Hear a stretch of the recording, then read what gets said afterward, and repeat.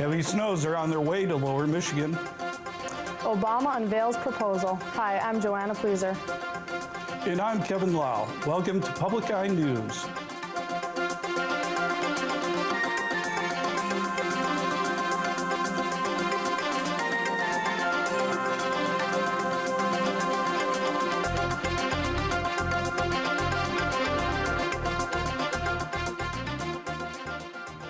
An Ohio woman has died in a single snowmobile crash in Sands Township. 39-year-old Melissa Thornhill of Greenville, Ohio, was following her husband on Trail 8 southbound when she apparently lost control of her snowmobile. The fatal accident occurred when her snowmobile left the trail and struck a tree. Thornhill was pronounced dead at the scene. The incident is still under investigation. Court resumed this morning in Iron County Circuit Court for the trial of 25-year-old Brittany Russell. Russell is charged in connection with the death of 3-month-old Penny Ann McDonald. The defendant was babysitting 6 children when the incident occurred. Russell claimed she was taking out the trash and having a cigarette outside when one of the children she was looking after dropped the infant. Iron County prosecutor Melissa Powell will try to prove that the injuries were inconsistent with being accidental and that the manner of the death was instead homicide. A Calumet man has sentenced to prison for breaking into a business and stealing a car. Isaac Laplander was sentenced 2 to 10 years for breaking and entering with intent. He was sentenced for another 2 to 5 years for unlawful driving away of a vehicle. Laplander was also ordered to pay restitution of $12,500 to Harder Supply and $4,452 to former Kissel Chevrolet, both businesses in Calumet Laplander targeted during an alcohol-driven series of crimes last spring. James Max Hughes of Mansalona, Michigan, was arrested on Wednesday by St. Ignace, Michigan State Police troopers.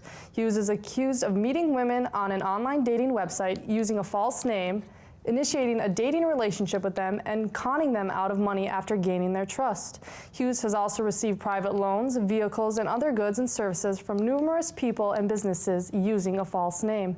Anyone who believes they may have been scammed by Hughes, call 906-643-7582 at the Michigan State Police post in St. Ignace.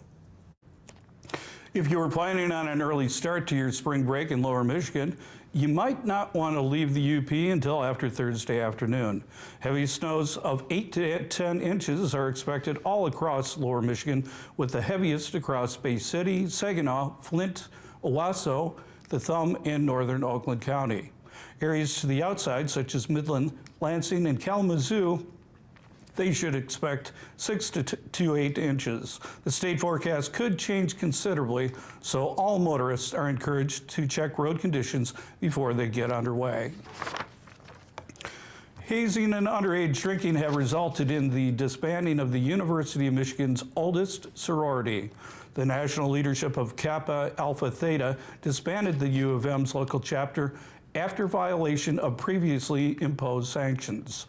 The Kappa Alpha Theta chapter was the first Greek order sorority at the University of Michigan and had been in existence since 1879.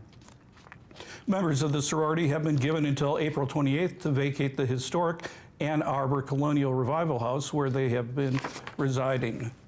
We'll be right back after the break with national and international news. Please stay tuned. All these devices and machines and everything we're building these days, whether it's phones or computers or cars, are throwing off data. It's the data that creates understanding and knowledge. I don't think it's an issue of climate change or health or jobs. I think it's all issues. If we can just save one life, it's already worthwhile. Join us Wednesday evening at 10. Welcome back. Jason Dalton has admitted to gunning down 6 randomly chosen victims in the Kalamazoo area. The attacks took place for several hours, in which he also drove passengers around town as an Uber driver. Uber officials acknowledged the company received complaints about Dalton's bizarre driving that day, running through stop signs, side-swiping cars, driving through medians and lawns. Dalton was charged with 6 counts of murder, which carry a mandatory life sentence. The reason behind the shootings is still a mystery, and police and prosecutors acknowledge the motive may never be known. President Obama unveiled his proposal to close the detention center at Guantanamo Bay, Cuba. The plan would fulfill a campaign promise the president made in 2008, but there's stiff opposition from some in Congress. Mark Albert is at the White House with more details.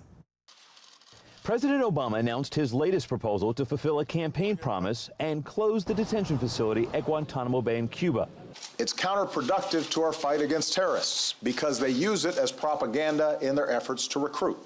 There are 91 prisoners still being held at Gitmo. The plan is to transfer 35 of them to other countries. The remaining 56, including 9/11 mastermind Khalid Sheikh Mohammed, would be moved to a facility here in the U.S. The administration is looking at 13 different locations, including existing prisons in South Carolina, Kansas, and Colorado. I don't want to pass this problem on to the next president, whoever it is. The White House says moving the prisoners to the continental U.S. would save as much as $85 million per year. But it will take a one-time cost of up to $475 million to implement the plan, which means getting the approval of Congress. And that appears unlikely. It would be illegal under current law to transfer foreign terrorists at Guantanamo into the United States. Congressman Mac Thornberry, the chairman of the House Armed Services Committee, called this more of a PR move than a real plan to work with Congress. But he cracked the door a bit when he told WMAV radio that it's not impossible to shut down Gitmo and that he's willing to hold a hearing on the details of the president's proposal. The White House is urging Congress to act quickly. Mark Albert for CBS News, the White House. 5 are dead following a shooting and house fire in a Phoenix, Arizona neighborhood. Earlier today, Phoenix firefighters and police officers came under fire as they responded to a domestic disturbance and attempted rescue. The incident left 4 adults dead, including the shooter. A girl of undetermined age was rescued from the home but died later at the hospital. 1 police officer was treated for smoke inhalation. Well, voters in Nevada get their turn to pick a GOP candidate tonight. Weijia Zhang has a story from Washington, D.C. Donald Trump has a message for Nevada voters. You gotta vote, vote, vote. He's hoping to turn support in the polls into a win. The billionaire businessman has a double-digit lead over his GOP rivals entering tonight's Nevada caucuses. Senators Marco Rubio and Ted Cruz are expected to battle for second place. It's important to be able to say that I am the alternative to Donald Trump, but it has to be a close second. What an incredible pleasure to be with you. Cruz is under pressure after a disappointing loss in South Carolina, and one day after he fired his communications director for sharing misleading information on social media about Rubio. Every single day, something comes out of the Cruz campaign that's deceptive and untrue. This guy is sick. There's something wrong with this guy.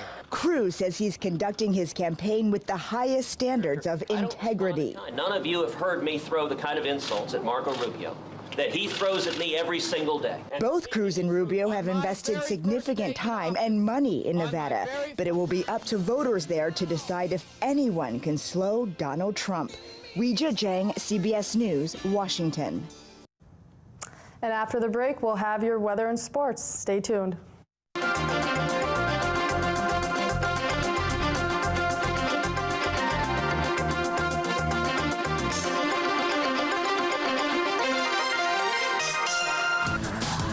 It's a daunting challenge to build a robot that can save lives in a disaster. Start your robot. Can these machines ever behave like humans? When you try to instill human-like manipulation skill, it's just very hard to do.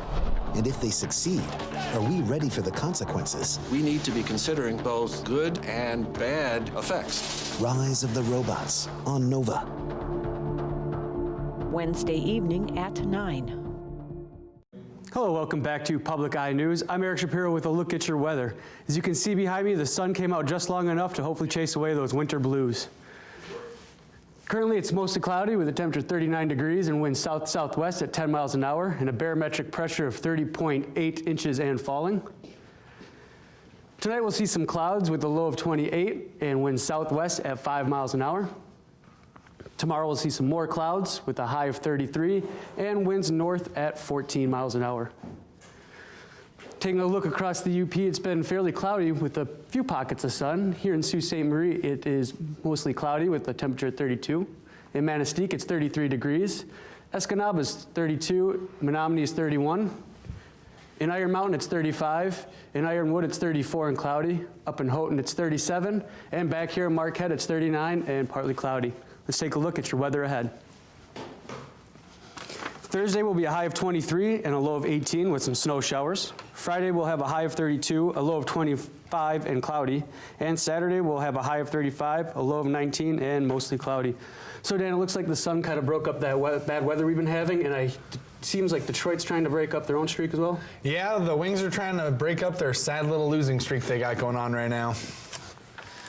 Detroit's probably thrilled to be returning home, even if it's just for one game, and Columbus might normally strike the Red Wings as one of the more opportune teams to be going against. But the Blue Jackets visit Detroit on Tuesday night, having won the season best 3 straight on the road, and the Red Wings haven't had much success in the series regardless of the venue. The Red Wings are in danger of their first 5-game losing streak of the season, though they at least get a break from hearing about their 6-game road skid. A 0-2-2 overall stretch includes 6 goals scored on an 0-11 mark on the power play. Columbus has won 8 of the last 10 meetings, including the past 2. Puck drops tonight at 7 p.m. from the Joe. Reggie Jackson scored 23 points, Cantavius Caldwell-Pope added 19, and Detroit withstood Cleveland's late comeback for a 96-88 win Monday night to snap a 5-game losing streak. One day after allowing New Orleans center Anthony Davis to score 59 points with 20 rebounds, the Patriots beat up the Eastern Conference's top team for the second time this season and earned their first win since February 4th.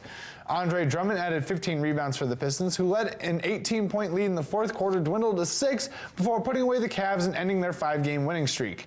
Kyrie Irving scored 30 and Kevin Love scored 24 for Cleveland, which had an off night after looking so impressive in a win at Oklahoma City on Sunday.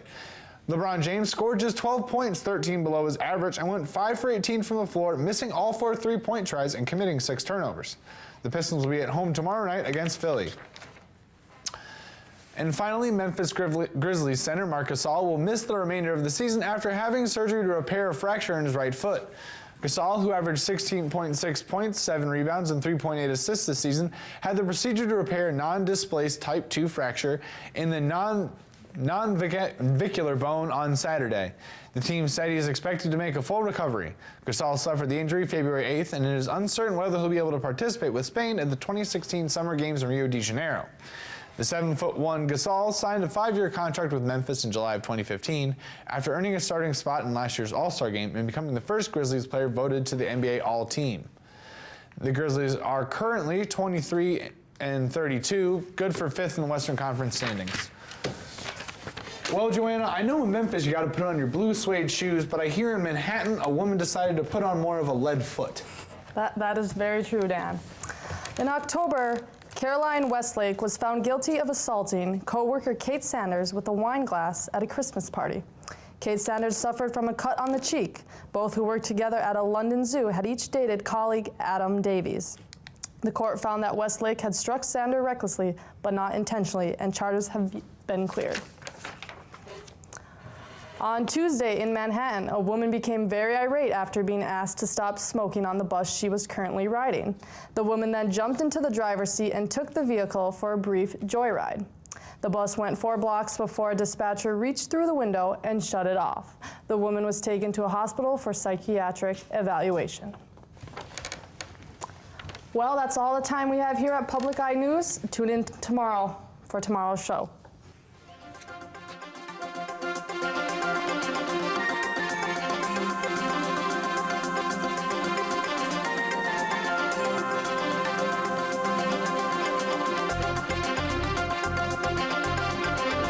The preceding program was produced in studios located in the Edgar L. Hardin Learning Resources Center by WNMU-TV, Northern Michigan University Public Television.